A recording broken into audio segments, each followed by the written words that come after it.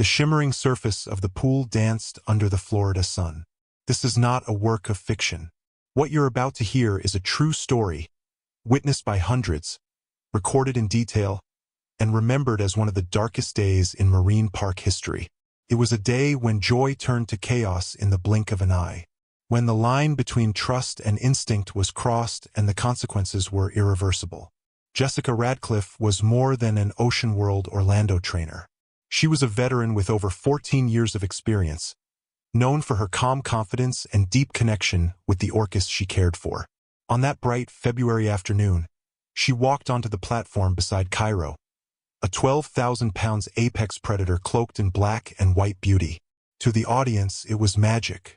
To Jessica, it was the continuation of a relationship forged through years of discipline, trust, and respect. But beneath the surface, something else was moving, unseen, unspoken, unstoppable. And before the day was over, that bond would be tested in the most harrowing way imaginable. Stay with me until the end, because once you know what happened in those final minutes, you will never look at marine shows the same way again. And if you're new here, this is Animal Attack Archives, where we bring you real, unfiltered accounts of the world's most shocking encounters between humans and nature's deadliest predators. Hit the like button, subscribe, and turn on notifications so you won't miss the stories that need to be told. The stadium at Ocean World Orlando was alive with sound. The steady hum of voices, the rhythmic splash of water, the upbeat music pulsing through the speakers. The smell of salt water mixed with popcorn drifted through the air, settling over the crowded stands. Parents balanced trays of food while children leaned over the railings, eyes wide, eager for the first sign of the ocean giant below. Jessica stood at the platform's edge, the sunlight catching droplets still clinging to her wetsuit from the morning session. Every movement was measured, composed yet warm, the presence of someone entirely at ease in this space. A gentle smile crossed her face as she scanned the audience, then lowered her gaze to the water. Beneath the surface, Cairo moved in slow, deliberate circles. His dorsal fin cut a sharp silhouette, slicing the pool's surface like the keel of a ship. As he rose, his breath erupted in a misty plume, catching the light in 1,000 tiny prisms. Jessica extended a hand and, with practiced precision, he approached, nudging her palm with the tip of his rostrum. The crowd erupted in applause as Cairo responded to her first cue, slapping his tail against the water in a thunderous splash that drenched the front rows. Cameras flashed, children squealed, and for a moment, the illusion of harmony was complete. Jessica guided him through a sequence, a spy hop to eye the audience, a graceful breach that drew gasps from the upper tiers, and a long glide across the pool's breadth. The black and white arcs of his body were mesmerizing under the midday sun. But not every eye saw the same show. From the adjacent pool, a pair of trainers watched closely. Cairo's circles were tighter than usual, his pivots more abrupt, as though some invisible thread pulled him inward. Nothing overtly dangerous. Not yet. To the untrained, it was beauty in motion. To those who had spent years reading the subtle language of orcas, it was a note slightly out of tune. Jessica felt it too, a faint shift in the water's rhythm. She carried on, her signals crisp, her smile steady. The audience saw perfection. She saw possibility. What no one yet understood was that beneath the glittering surface, the current was already changing. Jessica had learned long ago that working with apex predators meant living in a constant state of awareness. Not fear, but an alertness that sat quietly in the background, ready to rise when the water changed. And now she could feel it. Cairo surfaced again, his great head lifting higher than the cue demanded, his exhale warm against her cheek. His dark eyes held her gaze for a fraction longer than usual, steady, unblinking, as though weighing something only he understood. "Good," she murmured softly, her voice just for him. Her hand moved in a familiar signal. He obeyed, but his movement was slower, heavier. The precision dulled. It wasn't resistance. It was something else. From the stands at Ocean World Orlando, laughter rang out as Cairo rolled lazily on his side, a move the audience took as playful. Parents leaned in to take photos. Children reached toward the spray. But at the trainer's platform, the atmosphere was different. A fellow trainer at the adjacent pool shifted uneasily, meeting the eyes of another. They didn't speak, but the message passed between them. Something's off. Jessica had seen this before in other whales. A subtle tightening in their path, a change in the cadence of their breath. The stillness before a storm. She adjusted her stance, boots braced at the pool's edge, every muscle tuned to the rhythm beneath her. The show continued, but to Jessica, each cue felt heavier. Cairo breached on signal, the crowd roaring as water rained down. But his re-entry was abrupt, the resulting swell stronger than she anticipated. He lingered close afterward, his massive body hovering just below the surface. Years of trust bound them together, and Jessica wasn't about to break that bond over a shift in mood. She had handled restless orcas before. She believed in the connection they had built through endless hours of training and care. Still, she could not ignore the way the water pressed differently against her legs, the way Cairo's movements pulled the focus toward her instead of the crowd. Her next signal was deliberate, her smile unwavering. Cairo responded with a shallow dive, reappearing directly in front of her, close enough that she could see the faint scars along his jawline from years past. For a brief moment, the world narrowed to just the two of them. No audience, no applause, only the deep, ancient presence in front of her. Somewhere deep inside, she felt the whisper of a thought she couldn't quite name. In less than a minute, that whisper would turn into a roar. The air above the pool at Ocean World Orlando shimmered in the heat. For the audience, nothing seemed amiss. Jessica lowered herself so her boots brushed the water's surface. The same final position she had taken hundreds of times before. Cairo floated before her, still and immense. Each rise and fall of his breath was like the slow pull of a tide. The sunlight turned his wet skin into a sculpture of black and white, every curve defined in sharp relief. Jessica extended her hand, palm open, offering the cue.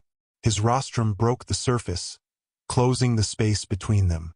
She smiled, steady, practiced, leaning in just far enough to make contact. It happened in a blink. The shift from calm to violence was instantaneous.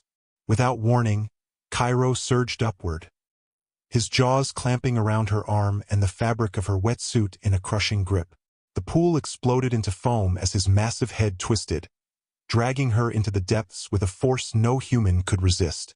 Gasps and startled laughter erupted from the stands, some still believing this was an elaborate trick. But the shouts from the trainers shattered that illusion. Whistles screamed through the stadium. Hands gestured frantically over the water. But the black and white giant was already gone beneath the surface, Jessica with him. Below, the world turned to chaos. Bubbles swirled in every direction as she fought to twist free. But Cairo's hold was unyielding. Her lungs burned. Her heartbeat thundered in her ears. She kicked hard, straining for the light above. But just as it grew larger, warmer, he wrenched her down again. On the platform, trainers scrambled for poles, nets, anything that could bridge the gap between them. The smooth rhythm of the show had dissolved into frantic splashes and desperate orders. Seconds stretched painfully, each one heavier than the last. Cairo surfaced briefly, his immense head breaking through the white churn. But Jessica was nowhere in sight. Murmurs rippled through the crowd, the sound of fear replacing the earlier applause. Parents began pulling their children back, eyes fixed on the boiling water. Underneath, Jessica clawed at the water, reaching for the release strap on her waist. Cairo twisted sharply, a jolt tearing through her shoulder. Pain flared hot, stealing precious oxygen. She forced her mind to stay focused, not to panic. But the edges of her vision were already blurring. For a moment, his grip loosened. She pushed upward with everything she had, the sunlight expanding above her. But before she could break the surface, a shadow swept from below. His tail flared, his body arched, and in an instant, she was yanked back into the green-blue void.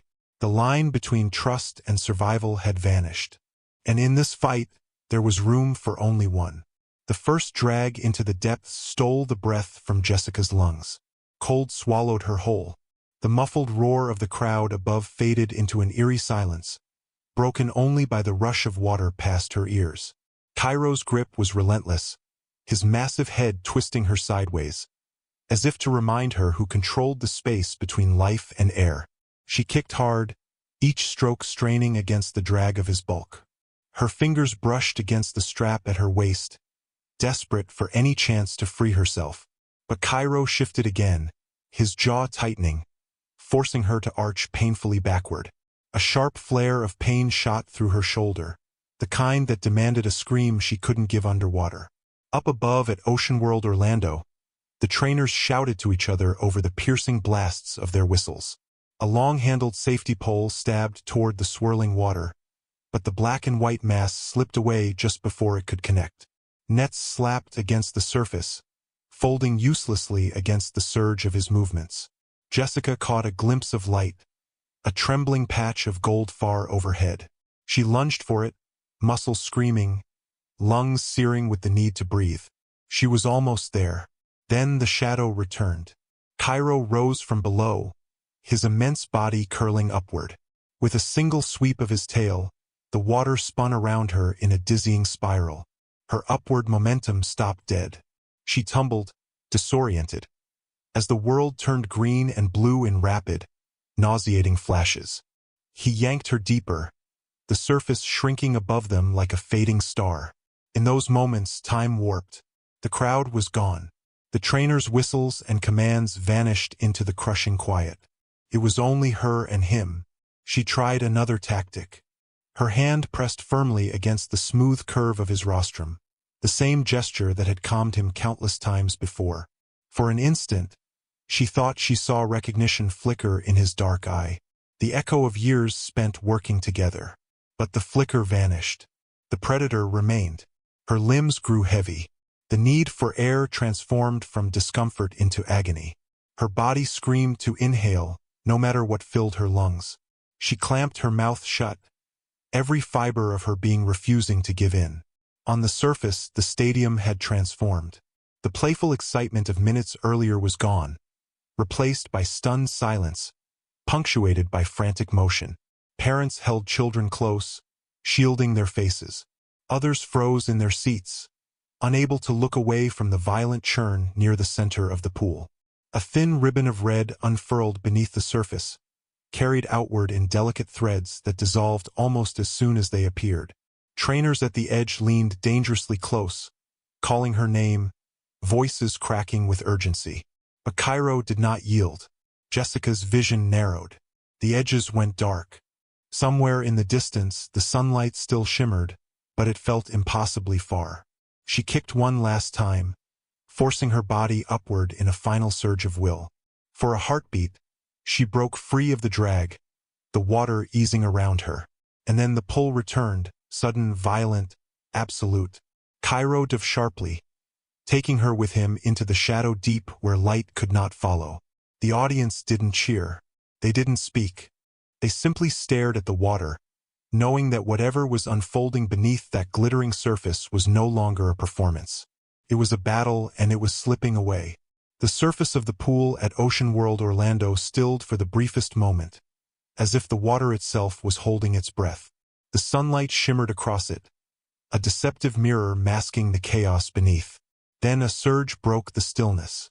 Cairo rose, his massive head cutting through the glare, water cascading down his sleek frame. Beneath him, the shadow of Jessica's body swayed with the rhythm of his movement, tethered, unmoving, yet still just beyond reach. A trainer crouched low on the platform, voice trembling as he called her name. Another gestured frantically toward the holding gates, signaling for an emergency separation. But Cairo did not turn. He hovered for a heartbeat longer, then dipped silently beneath the surface again, carrying her down. A collective realization rippled through the stands. Parents pulled their children close, shielding their eyes. Some stumbled toward the exits, others froze, their gaze locked on the spot where she had vanished. The sharp edge of panic gave way to something heavier, a suffocating stillness that settled over every seat, every breath. From the upper rows, the water looked impossibly calm. But near the center, its color deepened, a faint swirl of crimson blooming and dissolving into the blue. The contrast was unbearable. The brilliance of the Florida sun overhead, the cold shadow lurking below. A few cameras kept recording, the quiet mechanical hum obscene against the weight of the moment. Those who dared to keep watching knew they were witnessing something that could never be undone. The whistles softened. The shouts grew less urgent, not out of surrender, but from the aching recognition that the line had been crossed, and there was no pulling it back. The stadium, moments ago a place of spectacle, had become something else entirely. Not a stage, not even a battlefield. It was now a place of loss, and the silence it held would echo far beyond these walls.